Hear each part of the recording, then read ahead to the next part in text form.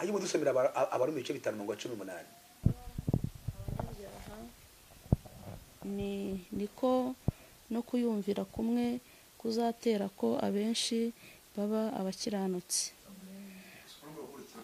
Ariko amategeko yaziye hanyuma kugira ngo ibyaha bigwire, nyamara aho ibyaha byagwiriye niho n'ubuntu bwarushijeho gusaga.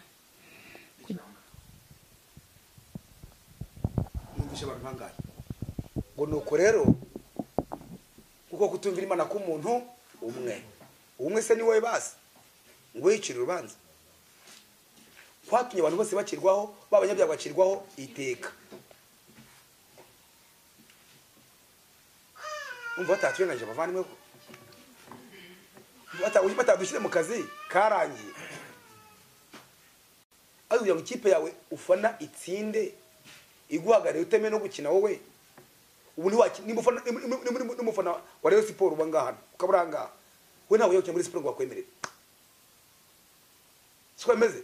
We ntabwo wakwambara imyenda ya siporo y'abakinnyi ngo ugere ku munsi wo gukina uvuge ngo uyu munsi ngo ndajya gukina mfashe Rayon Sport gusa, ntabwo bakwemerera, ntabwo ubyemerewe. Icyo ni ukwicara hariya ugafana tu, wajya amahirwe ikipe yaba ari itsinda ukishimira intsinzi, ukaza ukagubwa neza ukamaho, kuko Imana itoranya umukinnyi ugomba gukina mu mwanya wanjye, nanjye gusa mufane muhanga amaso natsinda nishimire iyo ntsinzi, ne kumenya bahashyira mu kazi ko kujya gukora kandi umucunguzi wanjye arankoreye. ngo nko kutumvira Imana k'umuntu kwatekwa bose w'abanyabyaha, ngo nako igikorwa cyo gukiranuka cyakozwe n'umuntu umwe cyashyira abantu bose, bamwe bari batsinzwe gutsindishizwa bahabwa ubugingo buhoraho. Abantu bose bahabwa ubugingo, aho kuvuga ngo ntibakire ubugingo uye ngo baba bishimye, aho babone bajya gukorera iki, bajya gukorera ubugingo kandi gashoboka. Agatangira umwana ari mu idini afite imyaka 7 cyangwa 5 agahinja hakariya, akazasazira mu idini agisaba ubugingo buhoraho. Ariko Mana ngo uzampa ubugingo buhoraho, kidini yamuhaye ikigo. Netwandire muri Adamu, Imana dushaka undi muntu uduhagararira, aza ari Adamu kabiri ari we Yesu. Araza akora ibyo gukiranuka, ibyo Imana dusabaga byose, ibyo Imana gusabaga byose gukora. Yesu umucunguzi wawe araza arabigukorera neza, arangije arabirangiza, arangije kumusaba harimo gukiranuka, agomba kuba n'igihano cyacu. Yashyize ku musaba yambara urubindo, arakubitwa, aravumwa, umva arandagazwa, aterwa icumuravu, apfira ku musaraba. Urupfu nagomba gupfa arupfa mu mwanya wanjye. Uyu munsi none Imana kuvuga ngo izere ibyo ngibyo uhabwa ubugingo buhoraho, unkingurira umutima wanjye, numara kunyizera ibyo nagukoreye, umwanda haza guturana iwawe tubana iteka. Tura muri wowe ukabona mwubakiye urusengero, ukabona mwubakiye inzu ikwiriye. Naho zazi ni bavuga ngo tugiye kubaka inzu z'Imana, ngo tugiye kujya gute, reka wayubakiye inzu imeze gute se ko isa intebe y'ibirenge byayo ijuru akaba ariho yicara, wayubakiye inzu imeze gute? Yavuze ngo ntitura mu nzu zubatswe n'amaboko y'abana b'abantu. Icyakabiri kindi Imana yo umutima wawe yagukorera ntikorewa nkayigira icyo ikennye. N'ubu ngubu turi hano ntabwo ngiye nkora ngo bisa naho Imana ibingingira muri twebwe. N'ubu ni Imana irimo yikorera, ntabwo ari ngewe. Nge ntabwo nukuri nkubwira ibintu mbafite aho ngaho. None ati imodoka mbi Kigali nza hanga ntabwo nabishobora. Ngira byakunda. Ariko nyine imodoka ari ntabwo yitwara. Imodoka ishaka wenda ishaka kwigumira ari ntabwo yitwara nyine. Ugutwara no muri wowe agutwara uko ashaka n'ashaka. Shakuvuga uyu mugabo ntabwo ari ngewe uri mukubwira amagambo. Niyo mpamvu ku munsi ubanza nazavuga ngo mwami twakubonye ryari wambaye ubusa, twakubonye ryari avuga ati burya rega burya ari ngewe. Nuko bavandimwe rero nta kiri musabwa no kwizera icyo Imana yabakoreye ibigije ku mucunguzi, mukaba amahoro. Imana ikazigatura mu mitima yanyu ikabayobora uko ishaka. ikabayobora uko ishaka, muri abana bayo, mubonye ijuru, mubonye ubugingo buhoraho, mwizeye muvukiye mu rugo rw'Imana, muvutse ubwa kabiri, mukaba muri amahoro, ukajya amahoro nkayo mfite, kamabwiza ukuri. N'Imana yambuza kujya mu ijuru, ngiye uri hano. Wihangane. Yesu yagavuga ngo ndiyogeza na data, ndihamye na data kampamye. Yesu ntiyajyaga bamuhamya, ariko ngiye hano mfite abampanya ko Imana itanyimije ngo bizakunde. Imaze kukiranuka yanyimishingiye kukiza. Nese ko ndi intungane, ko ijoro ry'intungane, ko nabazwe gutungana kwa Yesu. Nukuri ushobora kugera karo kanya waji wanje mu rugo, ntibaguhe kare batabanje kumpamagara. Muzamu ntagukingurire, ariko ngo yari modokari yanjye ukagenda bivimviramo. Barayizwa kubita ihoni, bagukingura batarebye.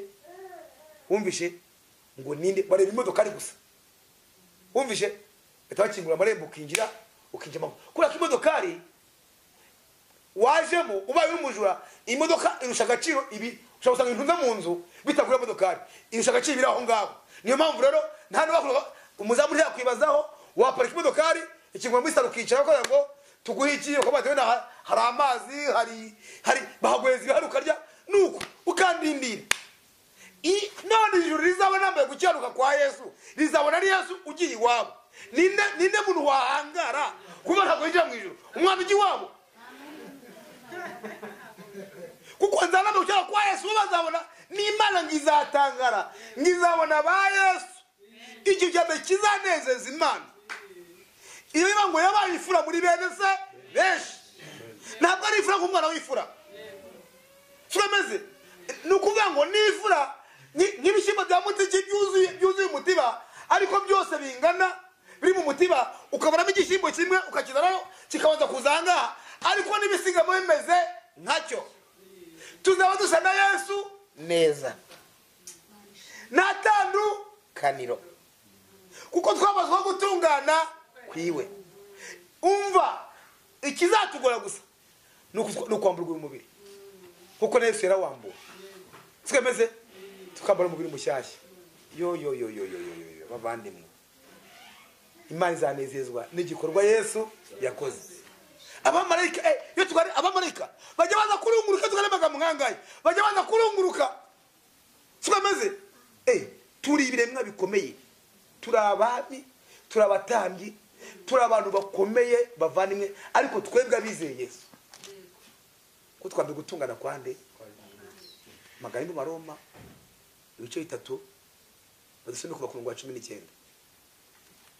Nyesorezeho kubaza ikibazo ubone ijuru yaribonye, ushaka gusanga asobanuze nuko ijuru riboneka. Ntabwo rikorerwa ryarakorera, hari umuntu wakoze ngo tubeho twakira ibyo yadukoreye. 3:19 twageza kuri 24, ariko wasome 19 na 20.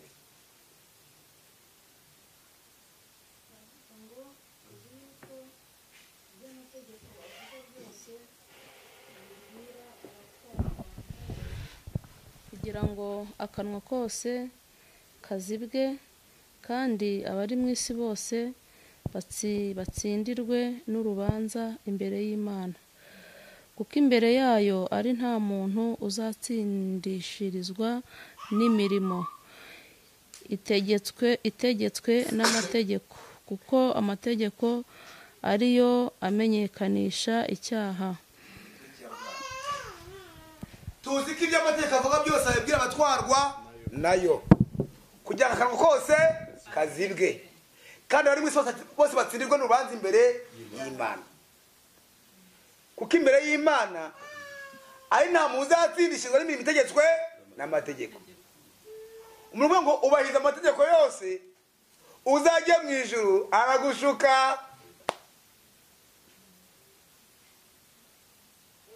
Umuntu w'amategeko n'imiruwari wirebamo ukamenya uko uteye, ukamenya ko uri umunyabyaha. Ntacyo gito wakora ngo wivana mu bwo byacyaha, ucecekere imbere y'amategeko, akanwa kazibwe. Nugera kubahiriza yose ugasitara kuri rimwe, usanga wayisha yose, akanwa kazibwe ucicike tuze.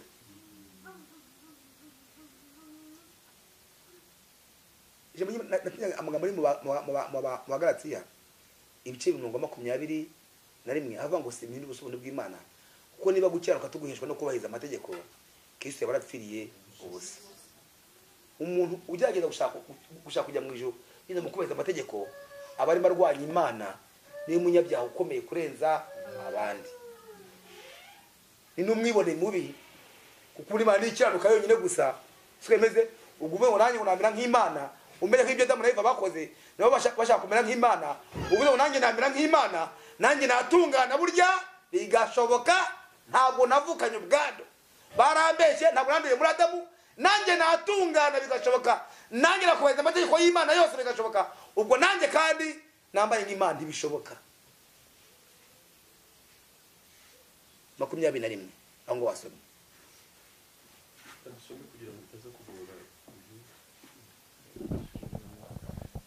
Ariko noneho hariho gukiranuka kw'Imana kwahishuwe kudaheshwa n'amategeko, nubwo amategeko n'ibyahanuwe ari byo biguhamya. Niko gukiranuka kw'Imana abizeye bose baheshwa no kwizera Yesu Kristo ari nta tandukaniro, kuko bose bakoze ibyaha ntibashyikira ubwiza bw'Imana, ahubwo batsindishirizwa n'ubuntu bwayo ibibahereye ubusa kubwo gucungurwa kubonerwa muri Yesu Kristo. Amen. Ariko noneho hariho gukiranuka kw'Imana kwahishuwe.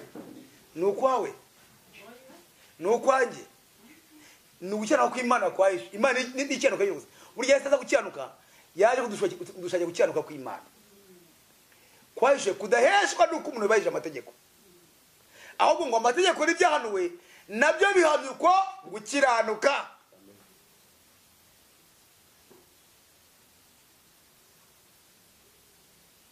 Ngo uko bose bakoze ibyaha, abantu bose, nawe urimo, n'uriya mwana arimo, ngo bose bakoze ibyaha ntibashyikira ubwiza bw'Imana. Ninde padiri umukiranutsi? Ninde pasiteri umukiranutsi? Hano hari abarembyi bakomeye muri ibyo babaye umukiranutsi, abadiyakoni bakomeye n'umudiyakoni bamukiranutsi. Ninde se? Ntawe. Imbere y'Imana umuntu ajya yibeshya akavuga ngo njyewe nagiye mu idini cyo kozando muririmbyi ndi pasiteri, imbere y'abantu sava, ariko iyo bigeze imbere y'Imana wa mupasiteri w'umusengero amera nk'indaya iri kadarake, wa mudiyakoni muririmbyi amera nk'indaya iri kadarake. Iyo bigeze imbere y'Imana babandi bajyagiye kubeza amategeko y'Imana bakagira basita kuri makeya, nabo bameze nk'abakoze ibyaha byose. Ngo uko bose bakoze ibyaha ntibashyikira ubwiza bw'Imana. Ubwiza bw'iki? Bw'Imana. Ngo ahubwo batsindishwa n'ubuntu bw'Imana ibibahereye ubusa kubwo gucurwa kubonerwa muri Kristo Yesu. Imana ishimwe. Yavuga ngo umuhanda mushake bw'ambe bw'Imana no gukiranuka kwayo byose muzabyongererwa. Hagira ngo ni gukiranuka kwanjye, nkajya kubishaka atagangara amanywa n'ijoro, wapi? Ariko nzomeka ko ari gukiranuka kw'Imana kuboneka kuri Kristo Yesu. Iyo umwizeye Imana ikubaraho. Bavandimwe rero, hari cyagikenewe kandi cy'ingenzi kugira ku musaraba. Mukristo ageze ku musaraba, maze kubona umusaraba gusa, mutwaro y'ibyaha wagiye buheriyeri, kuko nyine yabonye aho ibyaha byahaniwe, ibyaha byahise bihungarirwa mutwe isunga we. Yagiye mu ijuru yikora umutwaro y'ibyaha, agera ku musaraba ntacyo kuze ntacyo avuze, umutwaro w'ubwaho gusa akira mu musaraba. Umutwaro w'ibyaha yari yikoreye wahise wibwiriza ntacyo avuze, wahise wibwiriza urahunga ujya mu mworera. None se ko wari ugezeho aho wahaniwe, wari ugezeho ibyaha byahaniwe, wagezeho urubanza rw'ibyaha byaragiye, urubanza rw'ibyaha rwarangiriye ku musaraba. Iyo umuntu ageze ku musaraba umutwaro w'ibyaha urijyana buheriyeri. Reka ageze ku musaraba umutwaro bivuze ngo kizi ubwoba bwo kurimbuka umuntu agendana, akaburirimbana, akabusengana, akabuhanurana, akabukora igipasiteri, agatangira cumi n'amaturo ejo kabiri ubwo bwo kuzarimbuka ari umutwaro w'ibyaha iyo ugeze ku musaraba uwo mutwaro ugenda uheriheri. iyo umaze kugenda buheriheri rero marayika ahita akugenderera agahita akwambura umushwamba agafata rero ubwo umutwaro ugiye reka nanjye nkore umurimo nanjye wanjye nta kintu umuntu akora, nta kintu umuntu akora. hahita marayika agahita amwambura ubushwambagara amwambika ikanzu ye. ubushwambagara buvuga n'ibyo twakirana byose bivuga ubushwambagara bufite ibizinga, gutungana kwiwe, amasengesho yiwe, kurimba bya bintu byose umuntu aba yiringiye. nanjye ndi umusore sinasambanye, nanjye nashatse ndi vieje ndi umukobwa w'isuki, hari byinshi umuntu aba yarirundagize byinshi, iyo bizampesha ijuru. iyo ku musaraba marayika agahita bikwambura byose, avuga ngo akwambura ubushwambagara, akwambika ikanzu yitwa gutungana kwa Yesu, akwambika gukiranuka kwande kwa Yesu. iyo kanzu ni isaza mwaje kwambara, nta muntu wayikwambura atari kuvanamo, ntiyandura, nta mifuka igira kugira ngo utavanga mw'iby'iwawe. iyo kanzu nta mifuka igira utavangamo amaturo n'icyo cumi bya oya, ujye kubishyamo byago hasi ntabwo yabona bifata, ukambara iyo kanzu yitwa gutungana kwande kwa Yesu. iyo yo kwambara kanzu yitwa gutungana kwa Yesu rero uhabwa umuzingo, amagambo y'Imana guhumuriza. abayi baraye 10 ushaka Imana ko watumye twezwa, tweshwe no kumuri wese batame usanga bagije iteka byose. bajya ku mungu wa 14 ukomeza batwashita itambo kimukije iteka byose.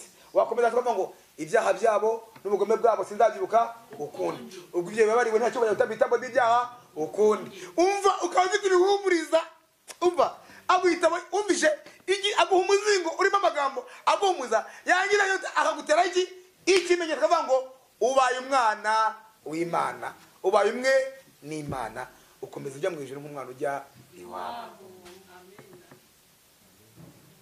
Tubavane rero nabe ngo uyu munsi umunsi mutagatifu mu minsi yanyu, ni umunsi udasanzwe. Mwimbi yavuze ngo sinzi bagiye kugenda akizwaga ubwo Yesu yinjiraga mu mutima wanjye. ngiye umutima bwiza nguko ijuru riboneka ngayo nta kintu ukoze gusa kwiza ko umuntu gukora ukakibya gukoreye Imana ikora nk'ari wabikoze ukamahoro kwishima, ahasigaye ukanatuza ukarohoka. ajamye yarize ngo mwakirwe n'umuntu kukwizera ntibyavuye kuri mwe ahubwo ni impano y'Imana, ntibyavuye no kumurimo mukora kugira ngo mutaza kwirata iki imirimo. nguko turaba Imana yaremye ituremeye imirimo myiza, iyo Imana yiteguye mukiza kugira ngo tuyigenderemo. nanjye kumenya ko n'umungwano nzahabwa z'imirimo ntabwo ari mwiyange, ahubwo niyo Imana yiteguriye ikora muri njyewe. byose ni iby'Imana, byose ni iby'Imana, n'ingororano n'iz'imirimo Imana izaba yakoze. iyanjye nshaka kuyikora muri kamere mu kwirata no kwishyira hejuru. Imana ishimwe y'inkuru nziza butumwa bwiza bw'uko ijuru riboneka, bw'uko abantu babona ijuru, uko abantu bari mu isi bafite amahoro, bw'uko umuntu abyarwa n'Imana akavuka ubwa kabiri. nashe ngo warabatejwe biya barakunitse mu mazi bakunjiza umunyabyaha bavamo uri umunyabyaha. ubundi habatizwa umuntu, ubu ni nge ngomba kubatizwa, ndakuzatumye kubatizwa, ni nge ngomba kubatizwa. ubundi umuntu ufite umutima uticara mu kuvuga ngo nubuhanye utavuga ngo burya namaje gupfana na Kristo turazukana ndiho mu Mana muri Kristo Yesu. habatizwa umuntu uvuga ngo namaje kubwikira igihugu, namaje kuba uw'ijuru. bakwatse ufite bakurimbuka uva mu gifite bakurimbuka umubatizo sinumva n'amahano amadini yadiye mu ariko nayo ntabwo yarabizi. ubutumwa bwiza rero nasoreza ahangaha, yaratema nyunganira cyane undi waba kunyunganira nimba ari ufite ishimwe, nimba ari ufite ikibazo tukanezerwa tukishima.